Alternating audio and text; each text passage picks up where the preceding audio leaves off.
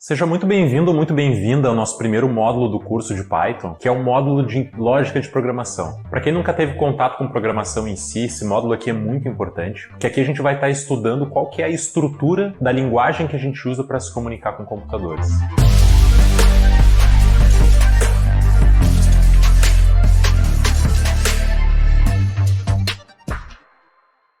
Se a gente parar para pensar um pouquinho, Python, assim como outras, são linguagens de programação. E por serem linguagens, elas têm estruturas muitas vezes semelhantes ao que a gente usa na nossa própria forma de se comunicar. Então a gente aqui no Brasil utiliza o português, em outros países se utiliza o inglês ou mesmo o japonês. E cada idioma tem a sua estrutura, tem as suas regras de colocação dos elementos que compõem um idioma, e cada um deles vai ter as suas peculiaridades. Em geral, falo que quem aprende, por exemplo, português tem uma certa dificuldade em aprender japonês por conta da estrutura diferente das duas linguagens. É muito contraintuitivo para um japonês falar português porque ele aprendeu uma outra estrutura e uma outra lógica de se comunicar que não é normal para quem fala português. E aqui nesse módulo de lógica de programação, a gente vai entender quais são os elementos que compõem a linguagem que os computadores precisam receber para poder entender e poder desempenhar todas as tarefas que a gente vai passar para eles, bem como a estrutura onde a gente coloca, de que regra, esses elementos que a gente aprende. Então, lógica de programação é isso, é o estudo da estrutura da língua que os computadores falam. Esse módulo aqui ele é importante porque uma vez que vocês compreenderem claramente a estrutura da lógica, vocês vão perceber que podem aprender qualquer outra linguagem de programação com muita facilidade, porque a única diferença entre Python, Java, C, C++,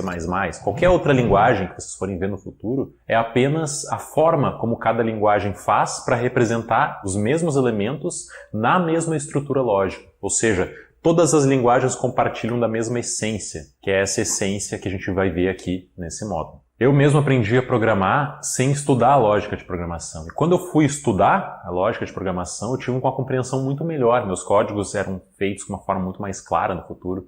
Eu solidifiquei o meu conhecimento ao estudar isso. Então acho que essa aqui é uma forma excelente para quem nunca teve contato com programação, ou até de repente você que já teve algum contato com programação, mas não estudou a essência, a origem das coisas. Então vamos lá. Então, bem-vindos à nossa primeira aula desse módulo de lógica de programação. Como eu havia comentado anteriormente, eu coloquei uma definição para a gente aqui. Fala que lógica de programação é o estudo da estrutura da linguagem das máquinas. Então aqui a gente não vai aprender tecnicamente nada, nós não vamos programar aqui, mas eu vou comentar com vocês, a gente vai refletir um pouco sobre que tipo de forma a gente tem que usar para se comunicar com computadores, entender como é que é a comunicação deles, como é que eles funcionam, de certa forma, por trás da casca em si, para que a gente consiga escrever códigos que cheguem ao resultado que a gente quer. Então aqui, nesse módulo, é pura e simplesmente isso, a gente estudar a estrutura da linguagem dele. E a gente sempre tem que pensar um computador como uma criança que está recém aprendendo a se comunicar. A gente precisa passar todos os passos bem claros, porque ele ainda não desenvolveu, e o computador, no caso, nunca vai desenvolver a capacidade de ter interpretação, ele não sabe o que é subjetividade. Se a gente der uma sequência de passos super simples para ele, ele vai executar aquela sequência de passos. E se nesses passos faltar alguma informação, ele não vai entender que a gente queria dizer alguma coisa. Eu vou dar um exemplo bem simples. Se tu pegar uma criança e dizer para ela assim, atravessa a rua,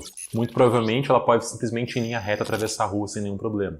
Só que se eu quiser dizer isso para um adulto, talvez o adulto entenda que não, tem que atravessar a rua, mas eu preciso parar, olhar para os dois lados, ver se vem algum carro para depois atravessar a rua. Se eu passasse a instrução para o computador atravesse a rua, ele atravessaria a rua. Ele não sabe que existem carros dos dois lados que ele precisaria parar e pensar. Então aí já tem o primeiro detalhe, que computadores eles são extremamente literais. Então, se eu não passar todas as informações descritas para ele, ele não vai saber o que tem que fazer. Ele precisa pegar todos os passos e saber lidar com todas as exceções. A gente tem que colocar todas as informações para lá. E aí, para isso, eles precisam receber instruções na forma de algoritmos. Muito provavelmente vocês já ouviram falar desse termo na internet ou em algum outro lugar. É um termo muito falado recorrentemente. E aqui a gente vai pensar um pouco sobre o que são algoritmos. Algoritmo não é algo que é uma propriedade exclusiva de computadores. Na verdade, algoritmo tem uma definição que eu vou ler para vocês aqui, a gente vai refletir um pouquinho melhor sobre ela. Que algoritmo é um conjunto de passos finitos e organizados que, quando executados, resolvem determinado problema. Ou seja, quando eu falei sobre o método de atravessar a rua,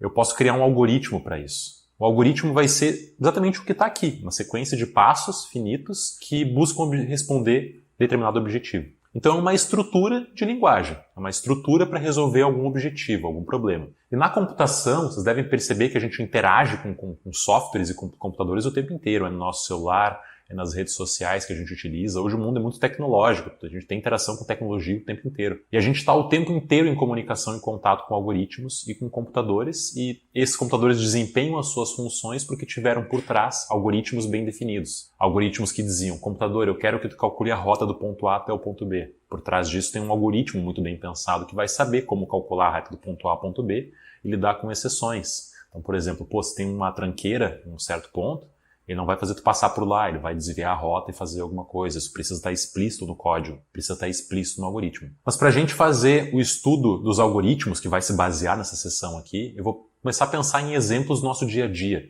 Porque como eu disse agora há pouco, o algoritmo não é uma peculiaridade dos computadores. Na verdade é só isso, é uma estrutura de linguagem, eu diria, para te conseguir colocar em passos bem claros como tu resolve certo problema, com o máximo de detalhes possíveis e lidando com todas as exceções. E, em geral, quando se estuda programação, se estuda algoritmos, a gente sempre pensa em exemplos do dia a dia, coisas bem simples que a gente faz no dia a dia, e como é que a gente pode fazer para escrever um algoritmo simples para resolver certos problemas. Então, eu coloquei aqui um problema, que é o algoritmo de compras. O que é o algoritmo de compras? Imagina que tu tá chegando na tua casa, tu quer ir lá na tua geladeira, ver o que tu precisa comprar baseado no que tu não tem. Isso é muito simples. A gente vai chegar lá, olhar, a gente sabe, esse processo é natural pra gente. Mas como é que a gente poderia colocar isso no algoritmo? Para chegar, por exemplo, aqui um computador e a gente quer ensinar para ele a fazer compras, só que ele nunca ouviu falar de nenhuma das coisas. Ele não sabe o que é supermercado, ele não sabe como é que ele tem que lidar com uma situação dessa, ele nem sabe o que é uma geladeira. Então, para explicar para ele como é que ele faz para fazer compras, eu coloquei um algoritmo bem simples aqui.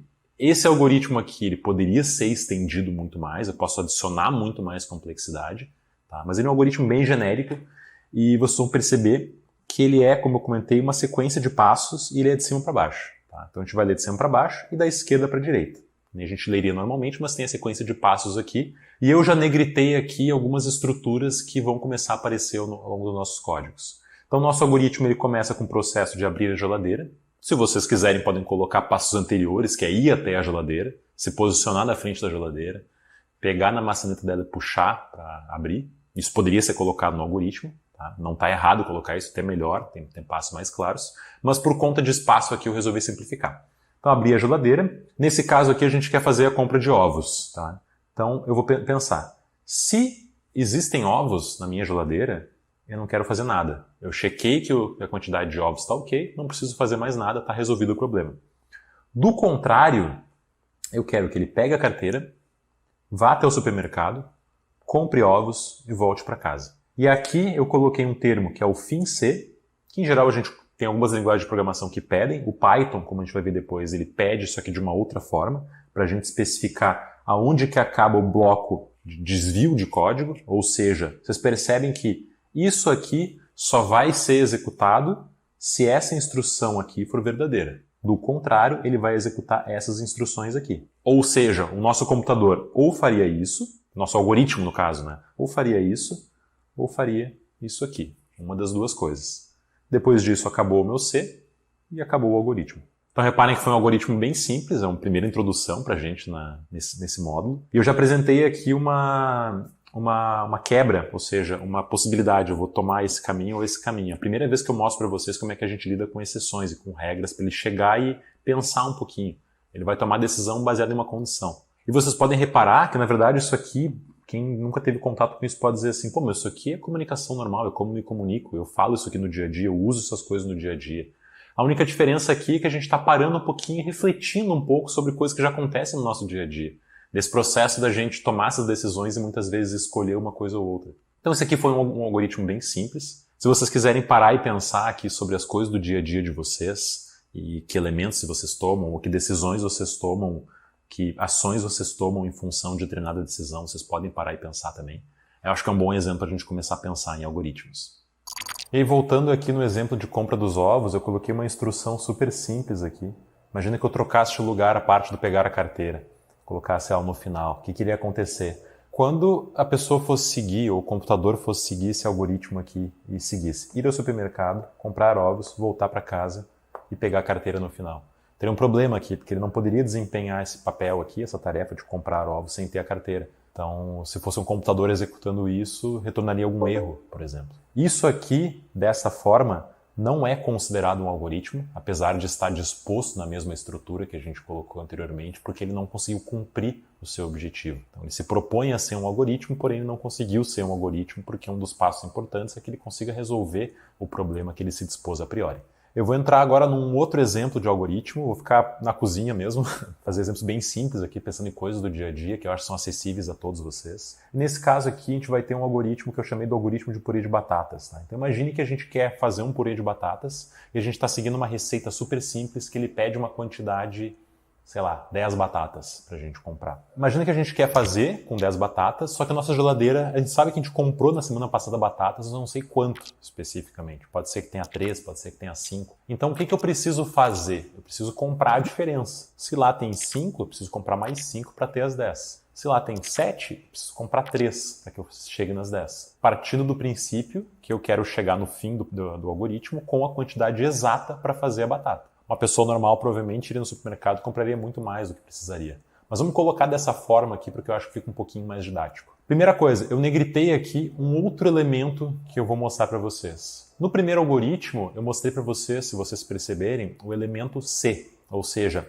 a gente estava executando ações, só que se uma coisa acontecesse, ou seja, se uma coisa fosse positiva, fosse verdadeira, eu faria uma. Do contrário, eu faria outra. Aqui agora, para poder decidir isso, eu preciso manipular algumas informações. Então eu não posso simplesmente fazer as coisas, mas eu preciso fazer coisas baseadas em informações que eu coloquei do ambiente. Primeiro passo desse algoritmo, de novo, coloquei bem simples aqui, abrir a geladeira. Agora eu gravei em algum lugar, eu escrevi num papelzinho, por exemplo. Esse processo de registrar essa informação no computador é chamado de atribuição de uma variável. Ele guarda no computador, na parte da memória dele, alguma informação que a gente for precisar para usar depois. Mas imagina que na vida real vocês simplesmente anotaram quantas batatas tem na geladeira de vocês. E colocaram isso num papelzinho que eu dei o nome aqui de X. Tá? X é o que eu salvei no papelzinho. E aqui eu coloquei que Y é o que a receita pede. Se eu quero fazer batatas para 3 pessoas, para, sei lá, 5 pessoas, ele pede para a receita 10 batatas, 2 batatas por pessoa. Não sei se é isso, tá? Mas vamos supor que seja. Então aqui eu vou decidir que eu quero fazer para 5 pessoas, então aqui a gente teria o valor 10. Tá? E eu salvei esses dois. O que eu quero fazer? Vamos parar para pensar. Se eu tiver entre 0 e 10 e 9 batatas, eu preciso comprar a diferença. Se eu tiver 10, eu não preciso comprar. E se eu tiver mais do que 10, eu também não preciso comprar. Eu já tenho o suficiente para minha receita.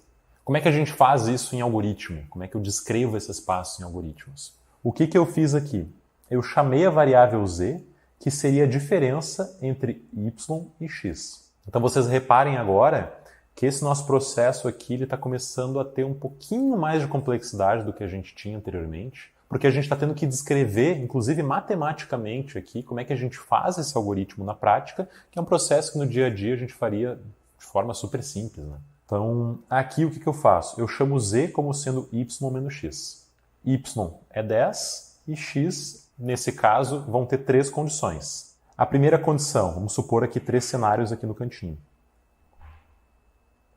X pode estar entre 0 e 9. Nesse caso, eu preciso comprar. X pode estar de 10 ou mais.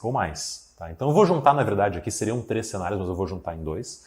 Poderia ser o cenário de 10 ou de mais. Reparem que não existe negativo nesse caso. Não tem como ter menos 10 batatas, não faz sentido nesse contexto. Então aqui eu tenho 2 cenários. Nesse caso aqui, não faço nada. O que eu fiz aqui? Eu coloquei z como sendo 10 menos o x. E aí eu percebo, se z for maior do que 0, ou seja, se a diferença for positiva, lembre que z é o primeiro valor, é o 10. Se ele for maior do que 0, quer dizer que eu preciso comprar batatas. Z, se vocês repararem, pode assumir valores negativos quando x for maior do que o y. Eu tiver mais batatas do que a receita pede. Nesse caso, se z for maior do que 0, eu vou pegar a carteira, ir até o supermercado, comprar z batatas, que é o valor que a gente definiu, que a gente calculou, que a gente precisaria, voltar a casa. E aí no fim de todo esse processo, tendo ou não ido no supermercado, independente do que acontecer a priori, aqui, se a gente seguir o algoritmo certinho, a gente vai estar apto a fazer o purê de batatas. Então reparem que agora eu utilizei a mesma estrutura de antes, que é o C, só que nesse caso agora a gente utilizou algumas variáveis condicionais para isso. Eu gravei essa informação num papel e calculei com elas depois. Esse processo aqui, esse elemento que a gente aprendeu aqui agora, são variáveis que são informações que a gente usa na programação para poder manipular com dados e tomar decisões baseadas em números ou informações que a gente coleta do nosso redor.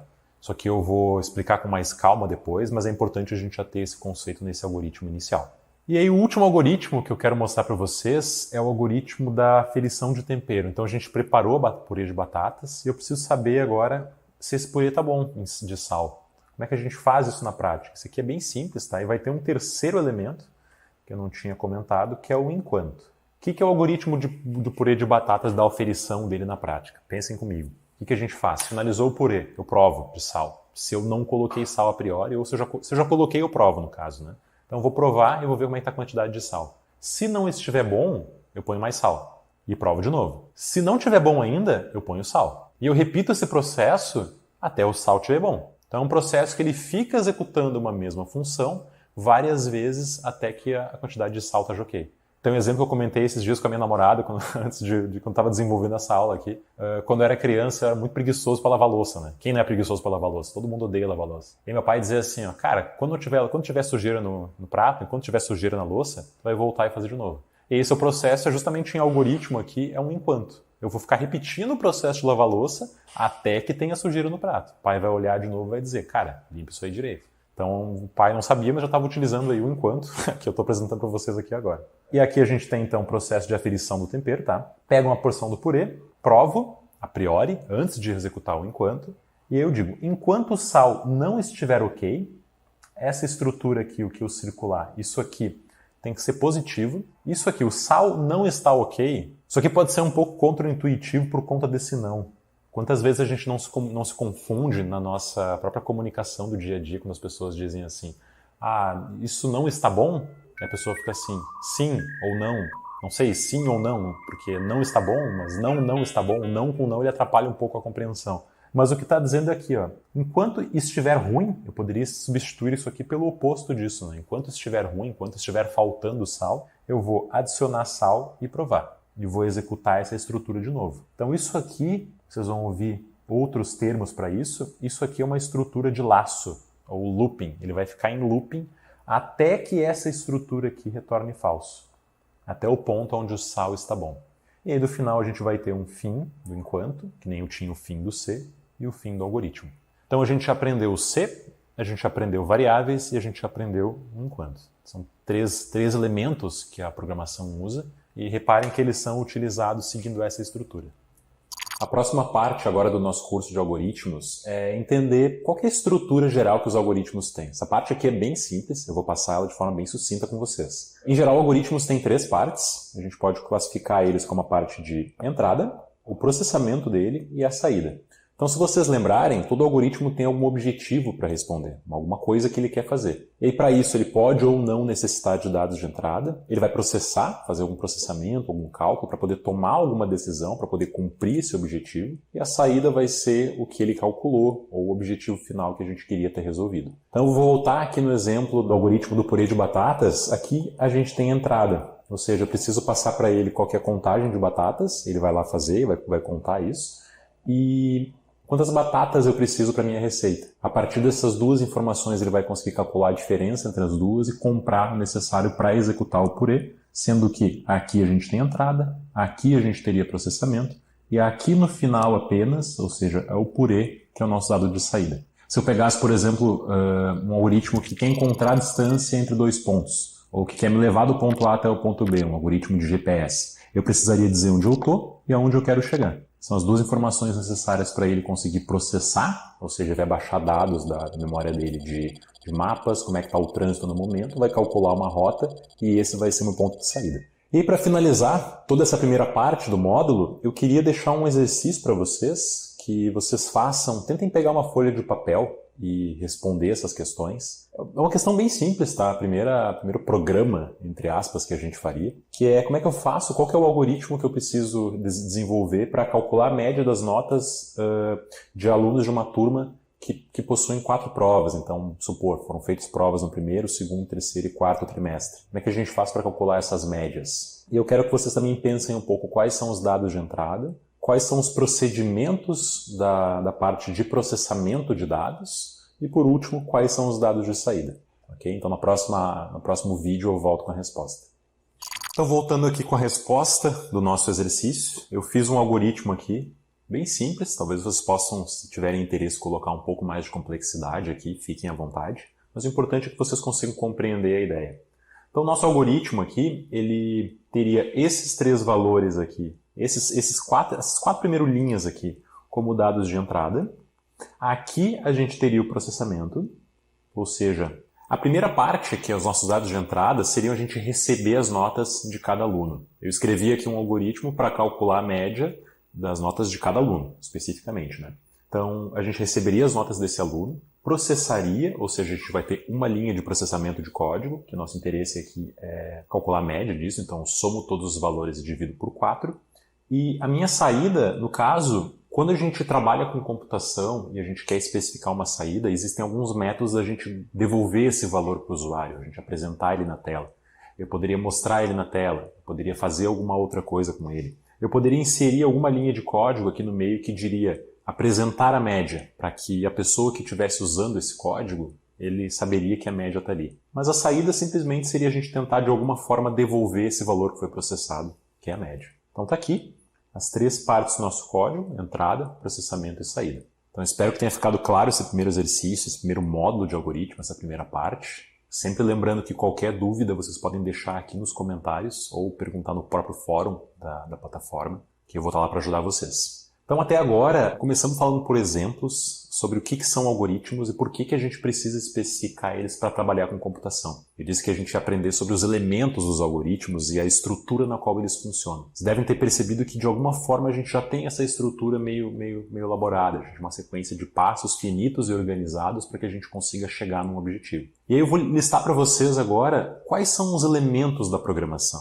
Quais são as caixinhas, os blocos individualmente, que, quando combinados, geram todos os programas possíveis no mundo. Vocês vão perceber que eu vou falar aqui de uma forma superficial desses elementos, mas, basicamente, todos os softwares, programas, algoritmos, aplicativos que vocês interagem no dia a dia são combinações diferentes destes mesmos elementos. E aí, quais são eles? Variáveis e constantes, operadores, estruturas de controle de fluxo, laços. E eu coloquei aqui no final métodos, mas eu vou falar de forma mais simplificada sobre método, que nada mais é do que um agrupamento dos outros elementos. Então esses aqui eu acho que seriam os 5 elementos mais básicos que compõem um software qualquer, um algoritmo qualquer. E todo programa que vocês vão querer construir vai ser combinações diferentes desses elementos aqui.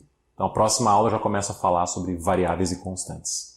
Então começando agora com variáveis. Variáveis e constantes, mas principalmente variáveis. O computador de vocês devem ter percebido quando foram comprar, caso vocês não conheçam esse termo, tá? Vou falar uma coisa bem básica aqui, mas ele possui o que a gente chama de memória RAM. Dentro dele existem vários componentes, mas a memória RAM em específico é a memória que a gente chama de memória de curto prazo do computador. Então toda vez que ele vai desempenhar alguma tarefa, vai fazer alguma coisa, que ela abre um aplicativo, uma aplicação no momento e guarda as informações que ele está ali, ele precisa acessar a memória RAM.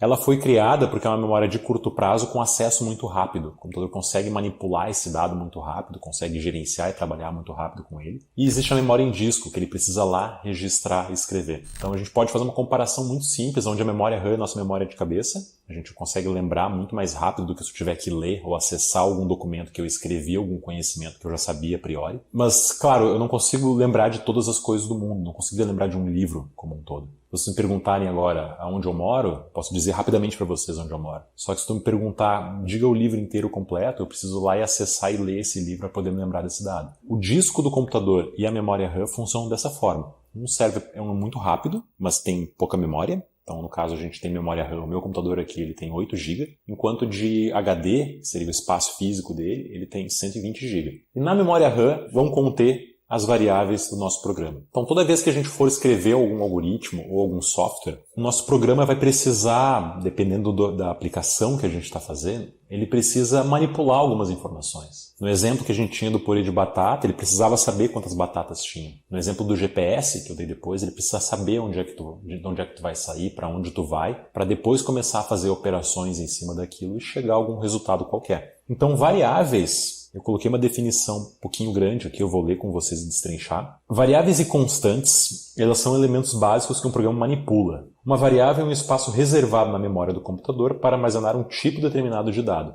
Então, assim, se eu tiver um programa que está calculando essa distância de um ponto ao outro, ou um GPS de um ponto ao outro, vai existir cada variável para cada tipo de dado que eu quero guardar. Se for interessante para o programa saber meu nome, ele vai guardar uma variável escrito meu nome. Se existir algum outro, por exemplo, a localização onde eu estou, ele pode gravar como latitude e longitude, ou ele pode gravar como um nome, na rua tal, endereço. Isso vai ser uma outra variável. E todas essas variáveis, que nem está escrito aqui, elas têm tipos de dados diferentes. A gente vai explorar isso aqui daqui a pouquinho. Embora uma variável possa assumir diferentes valores, ela só pode armazenar um valor a cada instante. Ou seja, se no computador, vou pegar um post aqui, vamos supor que eu chego no computador e eu pego e digo para ele, computador, eu quero que tu guarde, tu reserve para mim esse espaço na memória aqui, que eu quero guardar informações aqui dentro. Aí ele vai lá, beleza, tua aplicação começou agora, eu tenho um espaço que eu deixei para ti escrever o que tu quiser. Essa aqui é a primeira variável que eu coloquei. Esse papelzinho aqui só pode conter uma frase por vez. E esse papelzinho fica lá no computador. Quando eu for acessar o valor desse papel, vai estar escrito, ó, isso aqui vale tanto.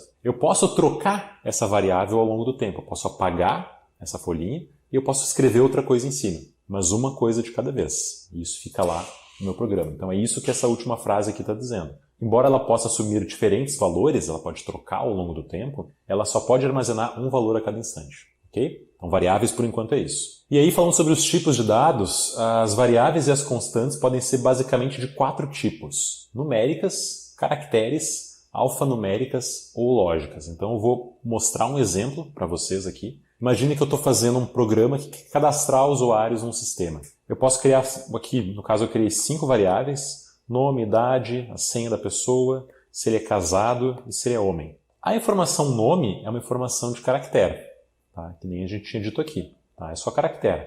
A idade é um número, então também é um outro tipo de dado que o computador vai manipular de uma outra forma. A senha dele é uma alfanumérica. No Python, especificamente, aqui e aqui não faz muita diferença, mas para outras linguagens de programação faz. Se ele é casado ou se ele é homem, reparem que aqui o computador está perguntando uma coisa e a gente está respondendo sim ou não. Dentro do computador, isso se chama booleano. Tá? Eu vou falar do booleano outras vezes, que são variáveis que assumem verdadeiro ou falso. O termo verdadeiro ou falso para o computador é mais correto do que utilizar sim e não. Mas traduzindo para o nosso português aqui, fica mais conveniente a gente chamar o booleano, esse tipo de variável aqui de sim e não. E tudo isso aqui é importante do programa saber, porque tem variáveis aqui que para ele representar isso aqui internamente na memória dele, tem variáveis que pesam muito mais do que outras. Umas são muito mais complexas do que outras para serem guardadas. Uma precisaria, dependendo do tipo de dado aqui, poderia precisar de múltiplos bloquinhos desses para guardar. Muitos kbytes, às vezes megabytes de informação. E variáveis como, por exemplo, true e false, aqui, se ele é casado ou se ele é homem, são variáveis que ocupam muito pouco espaço. Então, essa gestão de tipo de dados é muito importante na programação. Então, por cima, variáveis são isso. A gente vai reforçar esses conceitos quando a gente entrar em Python.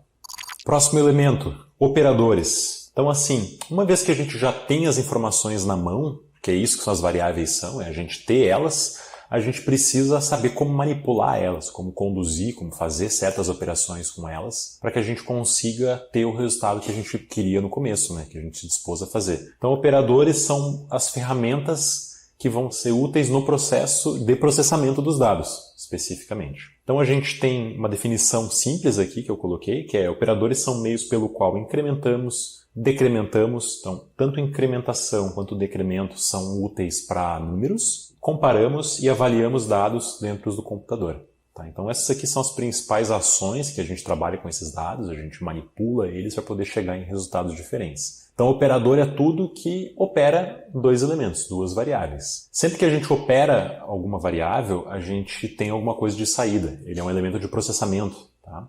Eu vou começar aqui falando sobre os operadores aritméticos que a gente aprendeu na escola. Sempre que a gente quiser fazer operações matemáticas dentro da programação, a gente tem aqui alguns operadores. Isso aqui não é regra, tá? Cada linguagem de programação vai ter esses mesmos operadores de forma diferente. Nem todos, a exponenciação, por exemplo, está da mesma forma. Mas basicamente todos eles têm a adição do mesmo jeito, subtração é o sinal de menos, multiplicação o sinal é um asterisco, divisão uma barra, exponenciação é dois asteriscos, como se fossem duas multiplicações. Esses aqui são os principais operadores, tá? E sem os parênteses, claro, é só o valor dentro do parênteses, tá? Mais, menos, asterisco. É assim que a gente faria dentro de lógica de programação para poder fazer operações matemáticas com números. Reparem que operadores aritméticos só fazem sentido se a gente estiver operando dois números. Eu não consigo fazer José mais 45, por exemplo. Não faz sentido eu tentar operar um número com uma string. Próximos operadores, a gente vai ver com bastante detalhe isso aqui quando entrar em Python, mas é importante que a gente dê essa pincelada. Isso aqui é quando a gente quer fazer comparação entre duas coisas. Então aqui a gente poderia ter um operador de igual a, que a gente pergunta para duas variáveis. Você é igual a isso? Você é diferente disso? Você é maior que ou menor que? Ou maior ou igual a? Ou menor ou igual a? Todos esses tipos de operações aqui, se vocês pararem para reparar, ele entra, pode entrar aqui inteiro aqui, pode entrar string, pode entrar várias coisas, tá? Vou fazer um desenho aqui. Em qualquer um desses operadores aqui, posso entrar uma string, que seria um caractere, como um inteiro. Eu vou aplicar um operador desses aqui, um relacional. Então aqui eu teria, por exemplo, isso aqui é igual a isso. E a resposta de um operador relacional é sempre verdadeiro ou falso. É ou não é. Então aqui ele me retornaria. Isso é igual a isso, ele retorna ou sim ou não. Então se a gente voltasse aqui anteriormente, a gente tinha operadores aritméticos que retornam números, no caso. Aqui a gente vai ter que a resposta é ou sim ou não. Só que é importante lá na frente quando a gente for começar a utilizar combinações dessas coisas ao mesmo tempo. Porque o poder da programação é que a gente começa a fazer junções. Eu pego um pedacinho desse com um pedacinho desse e construo outra caixinha que faz isso. Aí essa caixinha eu aplico de tal forma, ela faz isso. E assim por diante. E o último tipo de operador é o operador lógico. Então isso aqui, vou ter que explicar com alguns exemplos. Imagina que eu desejo jogar tênis. Só que eu só vou jogar tênis se tiver chovendo e acima de 10 graus. O que significa? Que a minha decisão ela depende de duas condições serem verdadeiras. E aí no meio disso eu tenho o E. Ele só vai dizer que essas duas condições posso jogar tênis quando essa e essa forem verdadeiras. No Python eu tenho uma tabelinha que vai elucidar melhor e vai deixar esses aspectos mais claros caso não fique aqui. É só uma pincelada nesse modo. Então o operador lógico ele vai comparar e ele necessariamente ele precisa de um booleano. Ele opera booleanos, é um booleano com outro booleano. O operador ou, eu poderia fazer o mesmo exemplo dizendo assim, hoje eu vou assistir futebol, se minha namorada não estiver em casa, ou se tiver cerveja na geladeira. Ou seja, qualquer uma das duas condições, se qualquer uma das duas acontecer, eu assisto futebol. E o operador não, ele nega, ele altera o valor de alguma coisa. Que nem a gente tinha dito anteriormente, meu pai só vai deixar, enquanto não estiver boa a louça, tu fica aí. Ele poderia dizer, enquanto estiver boa a louça, mas o não na frente inverte o sentido. Talvez fique um pouco confuso essa primeira etapa aqui, quando a gente começar a programar em Python mesmo, vocês vão entender esse conceito. Mas só reparem que isso aqui são ferramentas que a gente usa para fazer processamento de dados. Próximo elemento básico, a gente vai ter aqui as estruturas de controle de fluxo. Eu vou começar explicando o C. Se vocês já fizeram alguma vez esse curso de lógica de programação em outro lugar, ou já programaram em outra linguagem, vocês vão perceber que existem em outras linguagens muitas outras derivações e variações de estruturas de controle de fluxo. Mas no Python, eu acho muito curioso que o Python só tem o C e todas as outras estruturas que as outras linguagens criaram são derivações do C. Então eu vou explicar o C porque a partir dele todas as outras estruturas de controle de fluxo nascem. E o que é uma estrutura de controle de fluxo? É algum elemento que vai permitir eu tomar alguma decisão de ir por um caminho ou por outro. Simples assim. A gente já deu o exemplo de quando ir comprar, sei lá, ovo no supermercado, baseado numa condição. Ou seja, eu pergunto, uma condição me diz, ó, se tal coisa acontecer, faça isso. Do contrário, faça isso. Por isso o nome, estrutura de controle de fluxo. E o se é a mais simples, que a gente usa no nosso dia a dia, que é, eu só farei isso se tal coisa acontecer. Se chover amanhã, farei tal coisa, se não farei tal coisa. Ou seja, como se eu chegasse num caminho e decidisse pela direita ou pela esquerda em função de algo. Então aqui eu coloquei um algoritmo padrão bem simples, não está fazendo nada em específico, mas ele diz, ó, faça tal coisa, depois faça outra coisa. Se a condição for verdadeira, condição Z aqui, faça isso. Do contrário, faça aquilo. Então reparem que aqui, agora que vocês aprenderam um pouquinho sobre alguns tipos básicos, o C ele recebe um booleano. Ele recebe uma pergunta que pode ser uma variável que é ou verdadeiro ou falso. Que nem a nossa vida real. Se tal coisa acontecer, eu faço isso. Se não, eu faço aquilo. O que é essa tal coisa? É alguma coisa que tem que ser ou verdadeiro ou falso. É sim ou não. Então a gente está até, esse curso aqui também, de certa forma, até um curso de português, um curso de linguagem no geral, porque a gente utiliza esses elementos na nossa comunicação no dia a dia. E aqui eu só estou colocando uma definição um pouquinho mais formal para a gente colocar nome nas coisas, para quando for programar, entender esses aspectos definitivamente. Então aqui eu tenho isso, se a condição for verdadeira, faça isso. Reparem que aqui eu coloquei o nosso algoritmo organizado de uma outra forma e reparem que a gente tem aquele caminho. Faça X, faça Y. Se tal coisa acontecer, faça isso. Se não, faça isso. E aí no final eu quero que vocês entendam também que é possível, aqui eu utilizei o senão. As linguagens de programação vão ter um elemento senão, que é faça isso, se não, faça aquilo. Mas é perfeitamente possível a gente fazer aqui, ó, se tal coisa acontecer, faça isso. E fim, se não acontecer isso, não vai fazer mais nada. Não existe um senão aqui. Então reparem que não tem trecho de código nenhum aqui. Isso aqui também é possível em programação, a gente pode usar isso aqui como a gente quiser. E agora a última parte do nosso curso de lógica de programação, a gente vai falar das estruturas de repetição. O que é uma estrutura de repetição? Se vocês lembrarem do exemplo que eu dei lá de lavar louça, enquanto estiver sujo, tu vai ter que lavar a louça de novo. Aí eu lavava, ele voltava, olhava, lava a louça de novo. E aí ficava nesse fluxo eterno. Então, uma estrutura de repetição é um comando em programação, ou em algoritmos no geral, que ele vai seguir executando um trecho de código abaixo enquanto determinada condição for verdadeira. Enquanto a louça estiver suja, tu vai voltar e lavar de novo. Aqui eu tenho um exemplo bem simples de um algoritmo que eu fiz que ilustra essa condição. Então vamos colocar, por exemplo, aqui, faça A, faça B. Enquanto a condição C for verdadeira, então da mesma forma que a gente tinha em C, o enquanto, ele depende que uma condição especificamente junto a ele seja verdadeira para que ele execute esse trecho de código aqui. Então ele vai executar aquele trecho de novo e checar de novo. A condição segue sendo verdadeira? Se sim, ele vai executar de novo.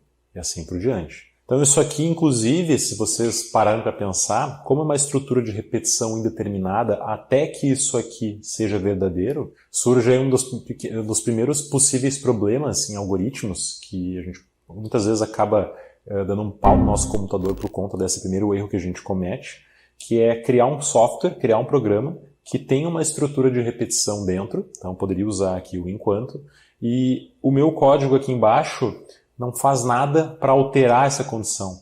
Eu esqueci de colocar ali dentro algo que altere a condição. Por exemplo, meu pai poderia dizer assim, ó, enquanto a louça estiver suja, tu fica sentado aí. Então eu ficaria sentado ali para sempre, porque se não tem ninguém lavando a louça, eu ficaria eternamente sentado ali. Então aqui eu preciso que ele me mande lavar a louça para que eu possa alterar a condição que faz eu executar aquele procedimento. E eu repliquei, peguei aquele algoritmo e coloquei aqui de uma outra forma, tá? Que nem eu havia colocado anteriormente, que é uma estrutura que vocês podem perceber que a gente tem aqui um certo looping aqui dentro. Tá? Existem outras estruturas de repetição em outros programas, mas todas elas, na minha opinião, derivam do enquanto. Então eu vou manter o enquanto, e eu vou manter o C, e eu mantive essas palavras especificamente, porque quando a gente começar a entender Python, a gente vai ver que é só uma tradução. O Python tem um comando chamado if, e tem um outro comando chamado while. Então, em termos de lógica de programação, é isso. A gente entendeu todos os elementos da linguagem, como utilizar eles de alguma forma. Mas, é claro, todos esses conceitos agora vão ficar mais claros quando a gente efetivamente começar a programar e tentar utilizar efetivamente esses elementos para combinar e atingir certos objetivos. Sempre que ao longo do curso vocês sentirem alguma dificuldade em entender algum conceito, fiquem à vontade para ver alguma aula qualquer aqui. Eu fiz questão de mantê-las separadas para que vocês só venham aqui e relembrem elas. Pô, o que é uma variável mesmo? O que é um C? O que é um enquanto? O que é uma estrutura de controle de fluxo? Então, esse aqui é só um curso introdutório para programação, mas é muito importante para a gente entender tudo que vem a seguir. Então, de novo, qualquer dúvida, comentários aqui embaixo. Grande abraço e até a próxima módulo.